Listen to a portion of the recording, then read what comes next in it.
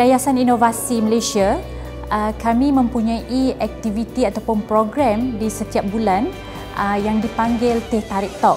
Teh Tarik Talk ini telah pun bermula daripada tahun 2013 dan sehingga kini sudah ke-10 termasuk kehadiran Profesor Zaharah. Jadi Aiyub dalam usaha untuk mempopularkan inovasi, jadi kita panggil prominent figure untuk berkongsi bagaimana mereka secara inovatif dan secara kreatifnya berjaya dalam hidup masing-masing dan karier mereka. Jadi dalam masa yang sama, kami juga cuba memperkenalkan Yayasan Inovasi Malaysia yang comel ini, yang warganya semuanya multitasking. Jadi basically kita mengajak semua orang, inilah cara kita bekerja, cara kita berinovasi, cara kita berkreatif dan juga dalam masa yang sama beramah mesra, berkenal-kenalan dengan sekitar industri-industri dan juga agensi-agensi di seluruh komuniti Cyberjaya. Welcome to Aiyub Teh Tarik Talk, ladies and gentlemen. Aiyub Teh Tarik Talk is a monthly event held here in Yayasan Inovasi Malaysia, where we discuss all sorts of topics, mostly from the innovation angle. But today is fantastic, okay, a bit different. What I believe is more special. We have here with us is Professor Dr. Zaharah Aiyub. She's the President of Breast Cancer Welfare Association Malaysia, BCWA. Today kita ada small crowd saja. Normally ramai lagi. So I think diorang on the way or something. So tapi basically kami sangat berbesar hati. Prof ada di sini. So Prof adalah Dr. Zaharah Aiyub, merupakan President of Breast Cancer Welfare Association. So it's a very great pleasure to have you here. And then welcome to Aiyub. We are very small, but blessingly we are so ambitious.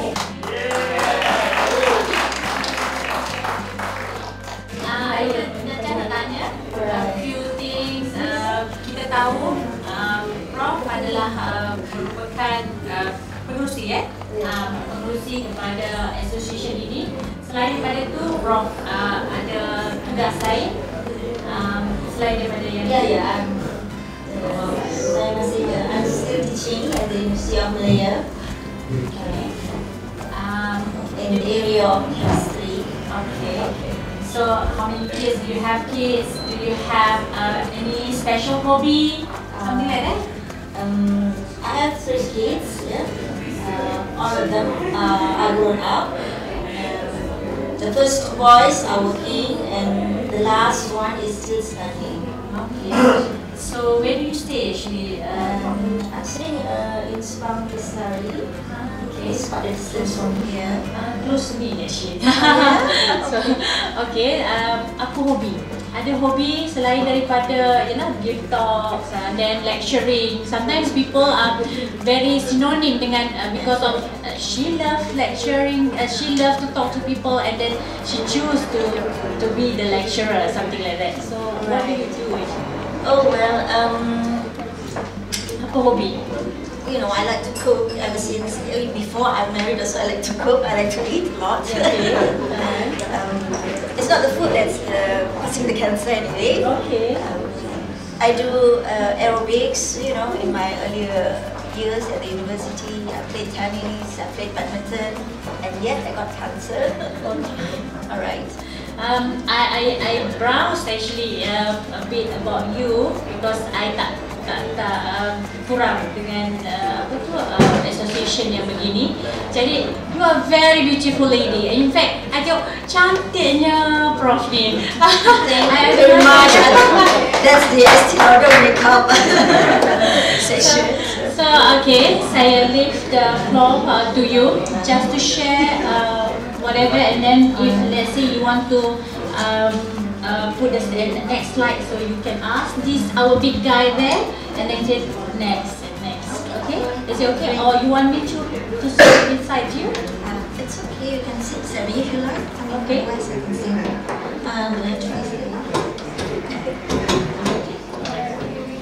Okay, a big applause again. Yeah.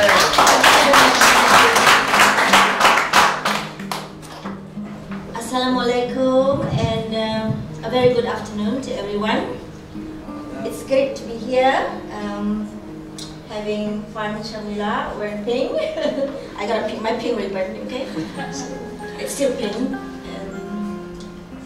It's great to be here. As I said, thank you very much for inviting me to speak on my fight against the big C.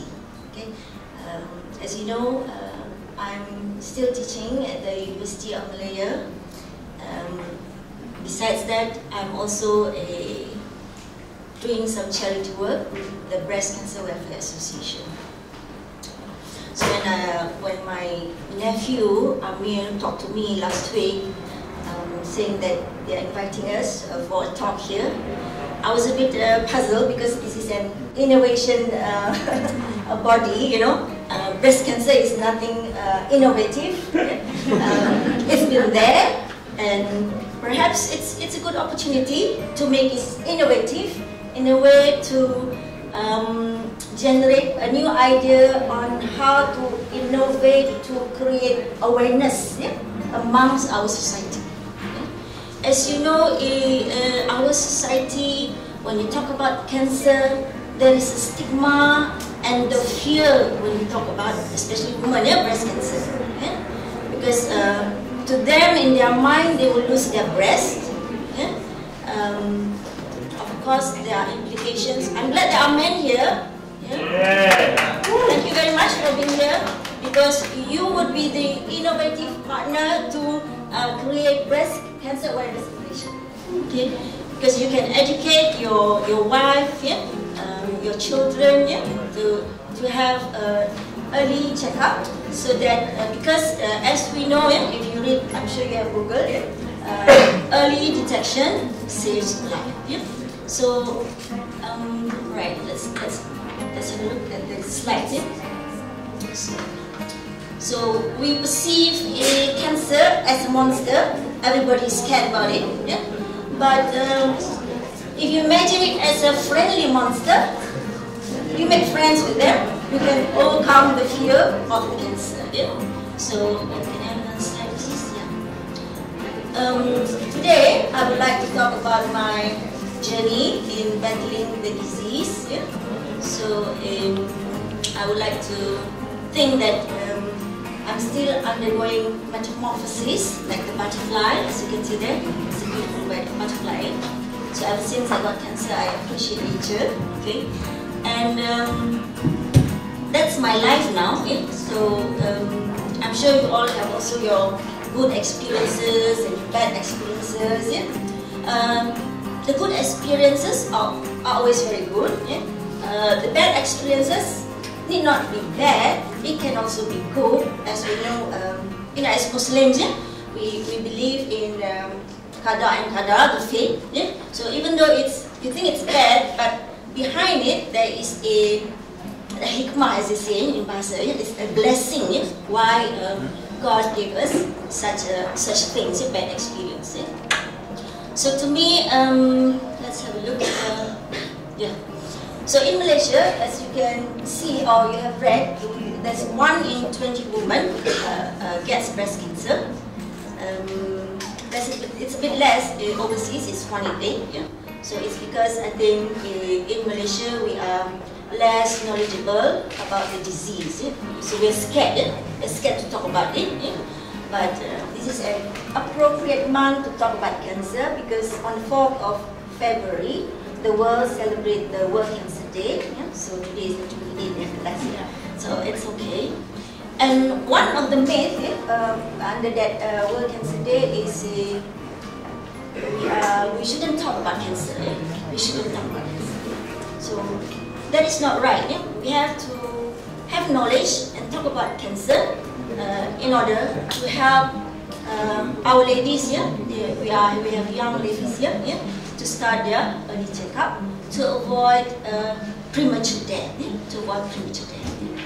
Because cancer, if you detect them early, there's manageable treatment for the early first and second stage. Manageable treatment such that people can survive up to 5 years. But I have met people who have survived up to 10 years and 30 years. Yeah? And right, let's have a look at the next one. So talking about my life, it's probably the same like you. We were born and then we go to school, raised up by our parents. We go to the universities, and then we get a job, we get married, we have children. There, I'm a superwoman. Yeah, I can do everything. So I'm a wife, a mother, and an employee of the university. So it could lead to a lot of stress in our life. Yeah. So the challenge is stress. Yeah. Well, in fact, a researcher at the University of California have found that cancer is also related to stress. Cancer is also related to stress. Yeah. They studied the DNA of a group of people and found out that the ones that are stressed, especially the ones with small children, their DNA, the component of the DNA called telomerase is shortened. Compared to the ones that are not stressed. So at the office, nowadays, too long in front of the computer and seeing my students, a lot of students With all the KPIs and right. Here also we have KPIs, isn't it? Deadlines and KPIs. And then perhaps also at home, I'll be doing some work. We all get stressed. But being a smart woman nowadays, we should be able to manage our stress. We have to relax at least every 3 months. We get a holiday. Okay? Then there's a reason for us to go for a holiday. Ask from the husband, from your husband to go for a holiday, because to keep you minimize the stress. Okay. So how I started knowing that I had cancer. At that time I was 51 years old. In actual fact, I checked my breast monthly. The lump there, but it's not painful. It's like one macam kita kata benjol, macam right. Kita buka Right. It can be benjol. It can be just a lump there. It can be like a what do you call it? Macam pimple. Yeah, small. You can actually observe the physical skin. Also, you can get a rash, or your nipple goes inside. Minus will describe later on. Okay. So I was 51 and there's family history, and I thought I couldn't get cancer. So at a late stage, I thought it was a late stage, but my friend said, "Oh, you're still young. How can you get cancer?" So I went to the hospital, UMC, and get a mammogram done. So in actual fact, ladies, if you are 18 or 20, you can do your own breast cell examination. Above 30, you can do a clinical examination. You go and see a doctor, they will do it for you.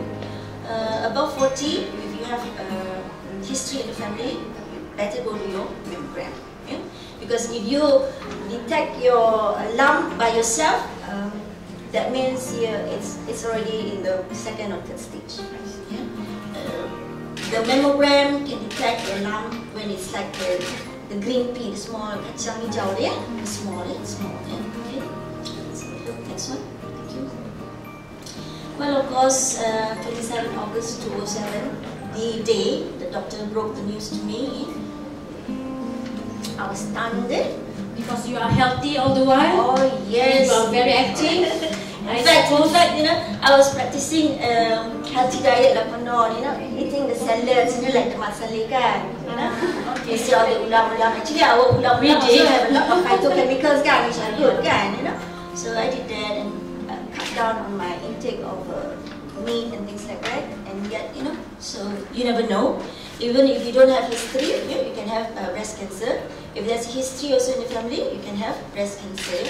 I think you have read about the news in Kelantan. That's the small girl also can get breast cancer. Okay, but that's 1 in a million. It's jarang. Okay. Right. When we talk about cancer, we always associate it with death, kan?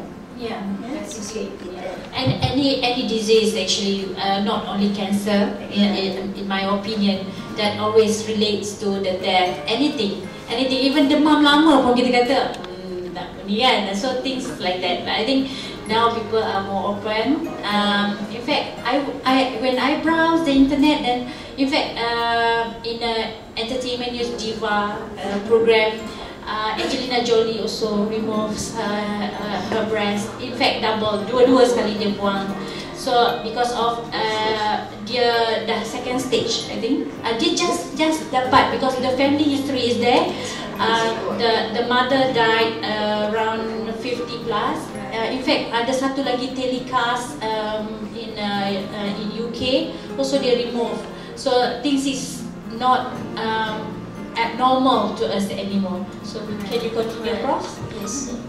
So I was feeling shocked and scared and stunned and what have you, you know, because I thought it would never happen to me then, you know. So when the doctor, They're still young, at the 51. Yeah. when the doctor broke the news, in fact, I'm alright, doctor, because you know, I haven't accepted. It has not sunk yet in me to accept it, my disease. And then he's talking about your hair will drop and things like that when you undergo the treatment. You think the worst part of the right. experience? So when I went home,